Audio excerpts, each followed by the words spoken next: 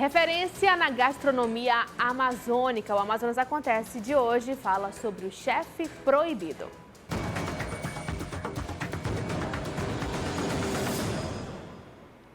Olá, boa noite para você que nos acompanha pela Band Amazonas. O Amazonas Acontece, a gente recebe com muito carinho o Abraim Base Júnior, proprietário do Chefe Proibido. Abraim, seja muito bem-vindo ao Amazonas Acontece. Muito obrigado por você aceitar o nosso convite. Eu que agradeço a oportunidade de estar aqui e falar um pouquinho do projeto que a gente vem desenvolvendo. Pois é, Chefe Proibido, eu falo que é referência porque tem 6 anos, né, que vocês já estão executando, mas o projeto tem 3 anos, é isso? Isso. E a gente fala que é referência porque quando a gente fala de Chefe Proibido, a gente está falando do quê, Abraim? Bom, a gente está fazendo referência a uma cozinha de família, de memorabilia, de mãe, de vó. Chefe Proibido é uma comida caseira com a pegada do chefe. Pois é, e falar em chefe, quando eu falo bem assim, chefe Abraim, eu não sou chefe, eu sou chefe da minha cozinha. Exatamente. Então você é chefe. Sim, é porque assim, chefe tem que ter carteira assinada, né? Chefe profissional. E são estágios que a gente ocupa dentro de uma cozinha, ainda do assistente de cozinha até o chefe. Então, eu não sou chefe de carteira assinada, eu sou chefe da minha cozinha. E eu não tenho formação em gastronomia ou culinária, minha formação toda é em comunicação social.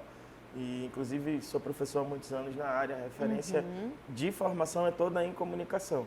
Para a culinária, a minha formação é autodidata, aprendi a cozinhar com a minha mãe, com a minha avó, as receitas da família que a gente reproduz na cozinha, lógico, com um pouco de estudo, uma pegada diferente. Eu fiz alguns cursos de cozinha básica, assim, grãos, aves, cortes, empratamento, segurança alimentar, para poder trabalhar direito da melhor forma dentro da cozinha. Olha só, a gente fala, é muito legal quando o Abraim fala isso, porque ele tem a humildade assim nas palavras, né? E até mesmo nos pratos dele, assim, no sentido de que a simplicidade, ela faz o diferencial. E por que eu falo isso para você, Abraim? É porque a gente vê, por exemplo, no dia a dia, a pessoas se querendo alimentar o seu próprio ego. Me chame de doutor, me chame disso. E o Abraim vem, não, pera, eu não sou chefe. Peraí, você é chefe, você é cozinheiro, você manda muito bem no que você faz. Então, assim, o que você faz com propriedade. Você chegou até onde chegou por conta do seu talento. Né? E a gente já teve em algumas outras oportunidades a oportunidade de fazer uma matéria do Masterchef com o Abraim. Ele deu um show de bola. Vou até inclusive pedir para a Clara, se a Clara conseguir pegar essa matéria aí para a gente colocar um pouquinho aqui, para dizer como é que você se inspira, Abraim, nos seus pratos. Bom, inicialmente, com o que está disponível no dia. Eu gosto muito de ir ao mercado, de escolher as frutas, verduras, de ver o que tem disponível de carne. Eu gosto muito de trabalhar com a ideia do momento, assim. Meu cardápio na cozinha, ele dura 3 dias. Normalmente de 3 em 3 dias a gente vai mudando os pratos. Quando eu tenho o cardápio muito extenso, ele fica por uma semana, porque a gente também gosta de ver o que o consumidor está pedindo, né? Então, como eu faço comida caseira, comida de mãe, comida de vó, a ideia é assim, eu sempre tenho ossobuco e rabada, porque isso são coisas deliciosas, receitas de família que as pessoas sempre pedem. Bife com batata frita, essas coisas a gente sempre tem disponível. Mas a gente também pesquisa e estuda pratos novos, como foi a questão do prato da matéria do Masterchef, que foi o nhoque de castanha. Então é uma alquimia que a gente faz na cozinha, né? Os amigos me dão de presente, por exemplo, eu ganhei a farinha de castanha e o óleo de castanha, o azeite de castanha. E ganhei também junto um desafio, né? Todo mundo faz com isso doce. Vamos fazer o salgado? E aí a gente começou a fazer massa para macarrão, massa para isso, massa para aquilo. E o nhoque foi a melhor de todas. Olha só, e o nhoque eu achei sensacional. Tivemos algumas opções, né? Tivemos ali o tradicional, que é a bolonhesa. Aí tivemos... picadinho de pirarucu com redução de tucupi e o picadinho de pirarucu com redução de maracujá doce. Nossa, eu amei os 3. Os 3, uma delícia. Eu provei os 3, óbvio, né? Mas assim, o que me chamou muito a atenção foi justamente o diferente, que foi... Na verdade, todos são diferentes, né? Tirando o tradicional. Mas o de maracujá podem ir. Vão lá, acompanhem no Instagram. Qual é o Instagram, Abraim? @Chefe Proibido. @Chefe Proibido. Pode acessar lá agora, @Chefe Proibido. Vocês vão acompanhar quais são os pratos lá. E dentre essas fotos também, a gente tem, por exemplo, o que chamou muito a minha atenção foi o ossobuco. Sim. E hoje eu fiz um teste novo, eu fiz o ossobuco suíno. Olha. Que a gente vai lançar na próxima semana no cardápio. Eu fui comprar o ossobuco e não tinha ossobuco, tá em falta. Algumas carnes que antes eram consideradas carnes menos nobres, como ossobuco, rabada, língua, por conta do aumento do preço dos produtos, acabaram se tornando mais visadas, vamos dizer assim. Então está muito difícil encontrar ossobuco, rabada, língua disponível no mercado, além dos preços que estão muito altos. Então eu fui comprar o ossobuco bovino, não tinha, mas tinha o ossobuco suíno, a carcaça que eles chamam. Aí eu olhei e falei, cara, eu nunca fiz ossobuco suíno, eu vou fazer. Por isso que eu disse que às vezes eu vejo a receita na hora, no local, aquilo que a gente está fazendo. E você se sente desafiado por isso? Sim, muito. Eu penso toda vez que eu estou no Masterchef. Olha. Que eu tenho 15 minutos para fazer um prato, que eu tenho 5 minutos para criar uma receita. Ou que dali eu tenho que fazer a escolha dos produtos para depois ir para a bancada e produzir o prato. Então a gente sempre tem essa brincadeira, assim. E eu tenho essa questão também no atendimento. Por exemplo, a gente gosta que a pessoa seja atendida no restaurante em menos de 5 minutos. É uma pegada de slow food, mas com uma entrega de fast food. Porque como eu tenho poucos lugares, eu não posso demorar muito com o serviço. Então a pessoa chega, recebe, come, levanta, porque aí já vem outra pessoa e senta na mesa. Lá na cozinha a gente só tem 20 lugares. A cozinha não nasceu com a ideia de ser um restaurante. Muito bom de nasceu com a você ideia explicar de ser isso. uma cozinha de delivery. A gente nasceu com a proposta de iFood e de outros aplicativos.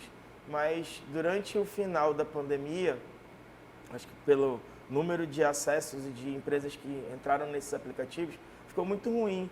Tem muito cancelamento, falta de motoboy, uma série de coisas. E aí caiu muito o delivery. Então as pessoas começavam a perguntar assim, poxa, não tem mesa, não dá pra gente comer aí, só vai pro iFood, então só tem delivery. E aí eu fiz uma chamada pública, vamos dizer, convidei meus amigos, convidei as pessoas que eu conhecia e pedi prato, copo, talher, mesa, cadeira, o que eles tivessem para doar, que não usassem mais em casa, que eu queria abrir a cozinha e eu não tinha. E a gente conseguiu, em menos de 30 dias, mesa, cadeira, copo, e tudo começou assim, com uma ideia de um bistrô diferente, uma cozinha diferente. E você acha que atitudes como essa, por exemplo, ele lhe dou aqui um prato, lhe dou aqui a farinha de castanha, elas são importantes para esse processo de crescimento? Sim, acho que a gente reforça um ciclo e uma rede, né? Hoje eu atendo as pessoas, por exemplo, com pratos, copos, talheres que foram do casamento da minha mãe, que foram de amigos que viveram momentos com aquilo. Então a gente tem ali uma possibilidade de lembrança, de lúdico, de memória, de comida confortável, de você associar o que você está comendo com a história da sua casa, a história da sua família e outras coisas mais. Eu gosto muito, muito da memorabilia, daquilo que a gente compartilha dentro da cozinha. Olha só, isso é muito legal. E é até importante a gente falar, porque às vezes, né, a pessoa que não entende a história, por exemplo, do chefe proibido, mas isso aqui é isso aqui, mas isso aqui é isso aqui. É importante dizer que você não está comendo apenas uma comida, você está tendo experiências, você também está fazendo história para aquilo, não é, o Abraim? A ideia é que a gente oferece uma comida confortável, que a gente oferece uma receita de casa, que você vai comer e você vai lembrar da sua família, você vai lembrar da sua história, então tem muita coisa ali dentro. Agora, você falou que você é da comunicação, Isso. né? Inclusive professor universitário, é mestre, Isso. né? Mestrado em que, Abraim? Em ciências humanas. Em ciências humanas. Olha só, vamos falar desse assunto no próximo bloco? Vamos sim, por favor. Eu quero conhecer Abraim Base Júnior, o comunicador também. Obrigado. A Amazonas Acontece vai para o intervalo rapidinho e a gente volta já. Quase que não sai, chefe. Oxi, a gente volta já.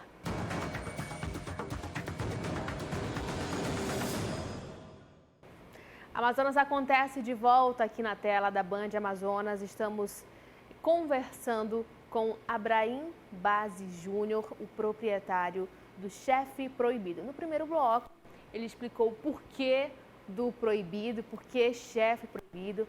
Ele falou que ele não é chefe, mas ele é chefe sim da própria cozinha dele, né, Abraim? E agora nesse segundo bloco, eu queria conhecer um pouco mais do Abraim, é comunicador, né?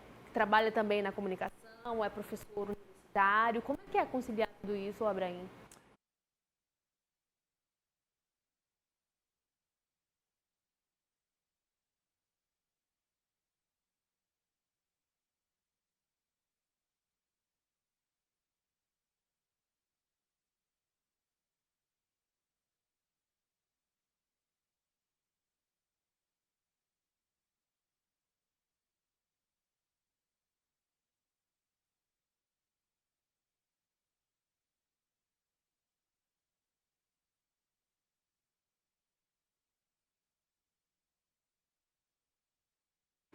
Aí chama de doido, porque esquece de ligar ao vivo, aí eles, né, A cara? gente tinha um programa na Mídia Amazônica que era de madrugada, antes do Zapiano. Era o Descolados. A Tá, gente fazia de tá. 4 às 5 da manhã, às vezes. E era ao vivo. Só que nós tínhamos um programa de rádio antes, que era de 3 às 4, a gente saía do rádio e ia pra TV. E Eita! emendava de 3 às 5 da manhã, que era o único horário que tinha disponível.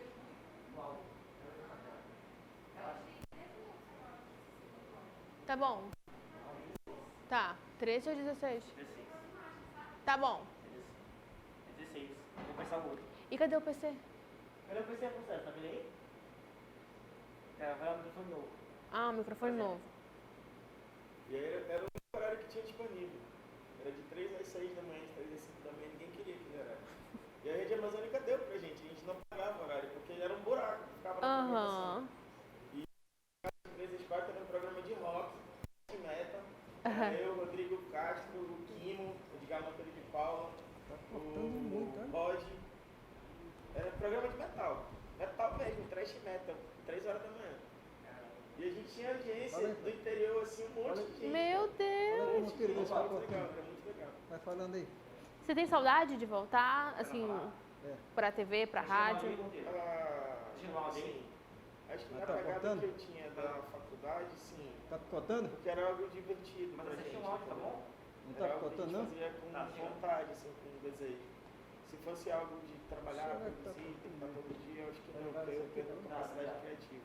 Eu entendi uma coisa depois Liga da aquele ali mudança e liga esse profissional. aí. Tá o barulhento esse aqui. As paredes me Esse é restringem. o barulhento? Peraí. Eu fico... Esse aqui, você. Quando eu fico fechado, eu não consigo fazer as coisas direito. Se eu tiver contratado para um lugar, tiver que cumprir horário, fazer aquelas coisas, isso me bloqueia muito hoje. Bora Eu ver se preciso não ter vai liberdade de falar assim, pô, acordei, hoje eu vou no mercado. Hoje eu vou na feira, hoje eu vou no supermercado. Digita aqui E embaixo. não, pô, acordei, vou ter que ir pra lá todo dia, complementar, fazer as coisas. Eu tô com um bloqueio com isso. Mas isso é meu, pessoal, percebi isso agora nessa mudança, nesse reinventar, vamos dizer, por conta da pandemia. Sou jeito cara pra vir aqui. E assim, a gente segue feliz. Isso é uma coisa que eu peguei muito depois que minha mãe faleceu. Vai começar desde o começo? Não, desde o segundo bloco, pelo amor de Deus. O entrevistado ele tem um compromisso. Verdade, vamos lá, você tem por 24 horas. Acho que ele tem. Esse é o nosso.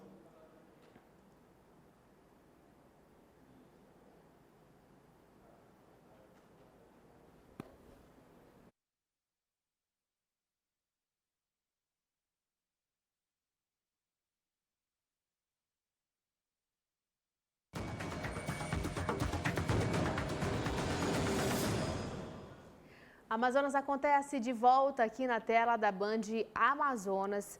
Estamos falando do chefe proibido e quem está aqui com a gente, está conversando, é o Abraim Base Júnior, o proprietário do chefe proibido. No primeiro bloco, ele já explicou o porquê do proibido, já explicou um pouco que ele não é chefe, mas ele é chefe da cozinha dele, né, Sim, o exato. Abraim? E agora a gente fala um pouco da versão comunicador do Abraim, que trabalhou na comunicação, é professor universitário, mestre também em ciências humanas. Como é que é isso para conciliar o Abraim? Bom, tudo começou, a ideia de conciliar as duas profissões na pandemia, né? Primeiro porque com o falecimento da minha mãe, foi um pouquinho antes da pandemia, E com a pandemia que veio na sequência, acho que todo mundo precisou se reinventar, e eu principalmente por conta da situação que eu estava passando. E a faculdade digitalizou o conteúdo, fez com que tudo se tornasse online. E a cozinha era em casa, eu cozinhava na minha casa. Na minha casa mesmo, num fogão de 4 bocas pequenininho, que às vezes só 3 bocas, 2 funcionavam. E de lá saía 40, 50 feijoadas para a gente entregar no sábado. Uau! Então, eu comecei ali a proposta de trabalhar as duas coisas. Eu tinha os dias de aula e tinha os dias da cozinha. Então, eu preparava as aulas antes, antecipava os conteúdos. Às vezes, a gente não é perfeito, então falhava de um, falhava do outro, falhava na cozinha, eu falhava na aula. Mas a gente foi tentando equilibrar para poder permanecer. Quando eu criei a cozinha, dentro da cozinha eu coloquei um escritório e dentro da cozinha eu também coloquei a minha paixão, que é fotografia. Então lá eu tenho uma escola de fotografia culinária, que chama Coletivo Culinário. Quem fez a marca, inclusive, foi uma ex-professora e amiga, Carla, lá da faculdade. E eles seria um projeto acadêmico, que na época a gente quis envolver os alunos, mas acabou não conseguindo envolver os alunos completamente. E agora que eu criei a cozinha, eu falei, bom, vou resgatar isso aqui. Aí eu pedi dela para usar a logo, colocar o projeto e coloquei como um projeto de um coletivo culinário, onde as pessoas podem aprender fotografia e aprender fotografia culinária, e é onde a gente também pode levar isso para outros lugares. Então, se alguém tiver interesse em aprender na sua empresa, na sua escola, na sua igreja, enfim, a gente leva a fotografia para vários lugares. Olha só, ô Abraim, já chegaram para te falar alguma vez, assim, que você lembra o Fogaça do MasterChef? Não, acho que eu não chego nem perto.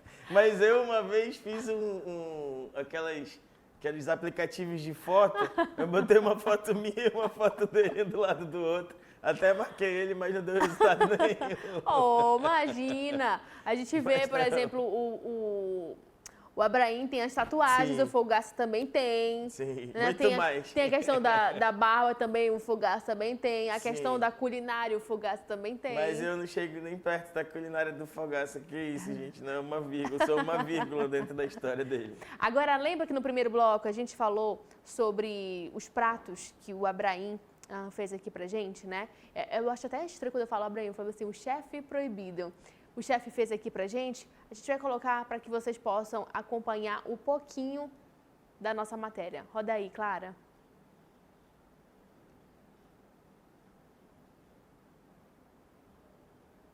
Cadê o retorno? Ah, tá, isso aqui. Ah, tá, eu pensava que ia colocar, mas não tem problema não. Olha só. Aqui os pratos, né? Esse aí é o nhoque, né? Com a farinha de castanha. Isso, a gente está produzindo nhoque, na verdade, e aí também fazendo os acompanhamentos, né? Aqui na primeira frigideira está a redução do tucupi e ali eu estava fazendo com maracujá. Olha só como fica bonito, né? E culinária tem disso, né, o chefe? Você come com os olhos e com a boca, né, não? Isso. Eu gosto muito das cores. Eu não gosto do prato branco às vezes, por isso eu uso os temperos ou algumas coisas no prato.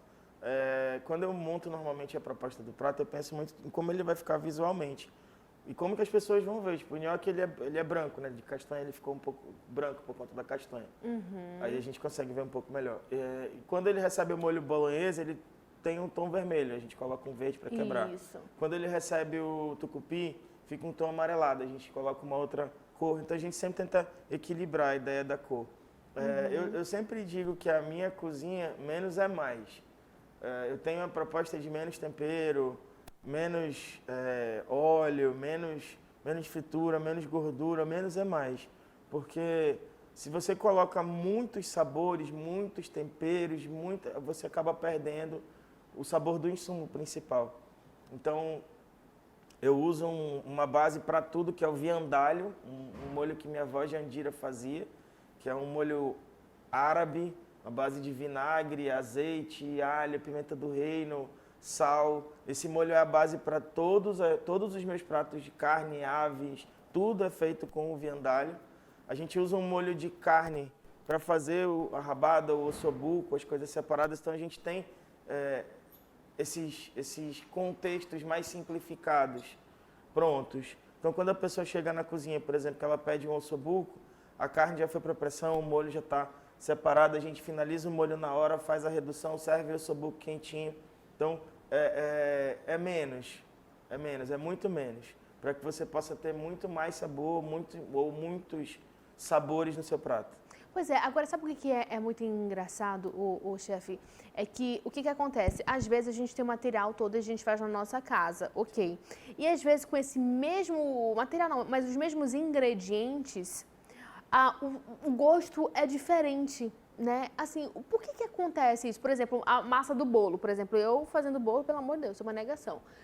Nunca sai fofinho, não vai. Mas ali com os mesmos ingredientes, uma outra pessoa vai lá e consegue fazer. O que é? É o tato? É alguma técnica?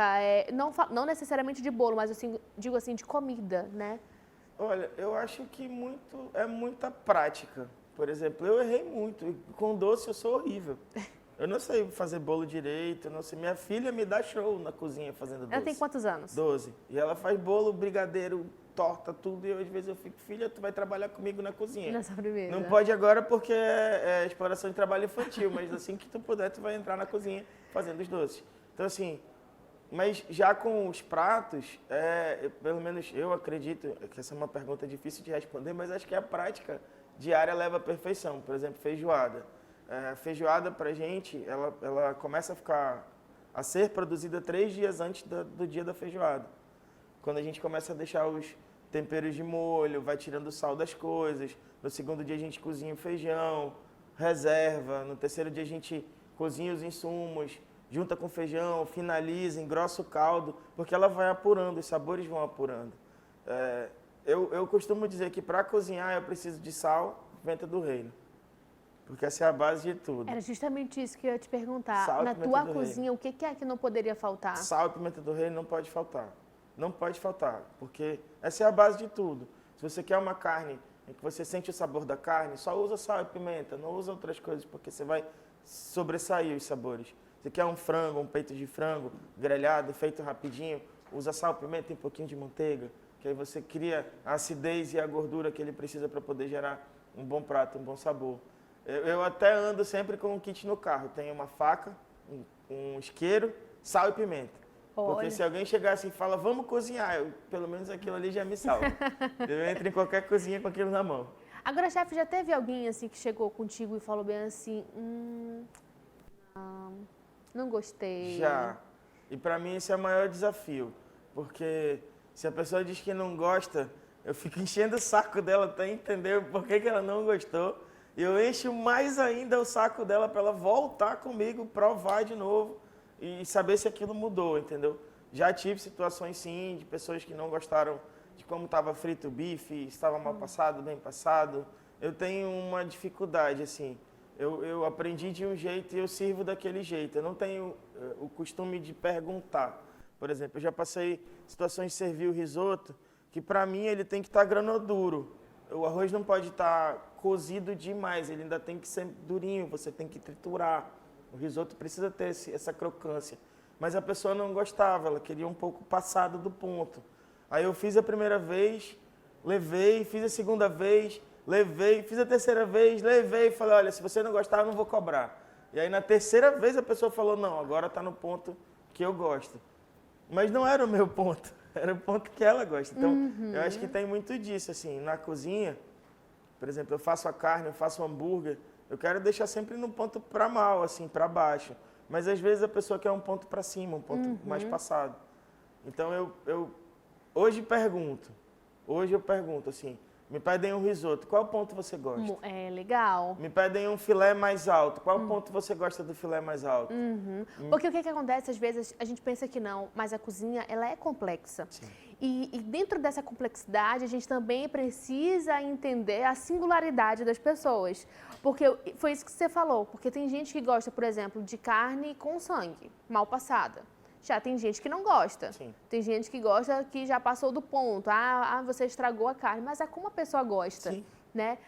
O macarrão eu gosto de al dente, mas tem outra pessoa que prefere o macarrão empapado. Sim. Né? Então, assim, depende muito. Há essa complexidade que a gente realmente, de fato, precisa, de fato, entender, né? O gosto de cada um. Sal também é uma coisa. Para mim tá salgado, mas para você também já não está salgado, está insosso. Então, tem que buscar ali o meio termo.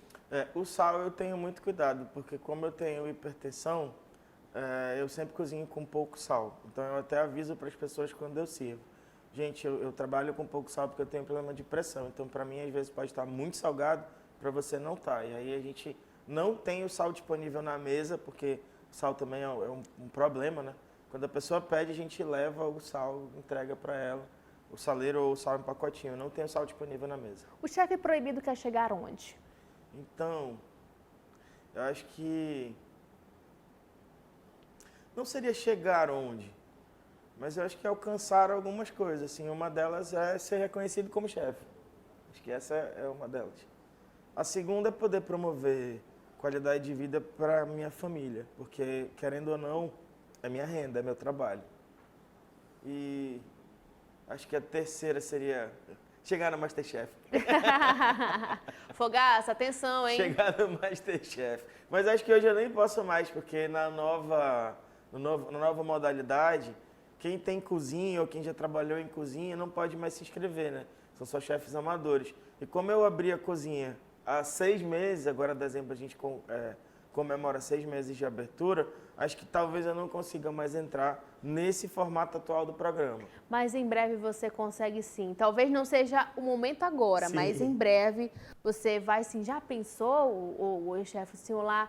Vamos lá, 5 minutos, levantando e vai. Aí cortou errado, aí não assou no tempo. E Tenho como é que você certeza vai que isso improvisar? ia acontecer. E todo mundo aqui da Bom Dia Amazonas, vamos lá, vai dar certo. Aí 5, 4, 3, 2, 1, levanta o braço. Faltou o sal, puta merda, não equilibrei o sal. Pronto. Abraim Baz, eu quero muito agradecer a tua participação aqui com a gente no Amazonas Acontece. É sempre muito divertido receber você. Obrigado. Agora, para finalizar, eu queria que você falasse para o pessoal de casa que está seguindo no ramo, né? Com a situação da pandemia, por exemplo, as pessoas querem abrir o seu próprio negócio, seja em casa, vendendo didim, ou então brownie, ou então chocolate, enfim, mas estão na cozinha. Quais são as dicas que você, como experiente, possa dar para essas pessoas? Olha, acho que eu não tenho tanta experiência assim de mercado, né? Afinal de contas, o chefe em si, o projeto do chefe tem 3 anos de vida e a cozinha tem 6 meses.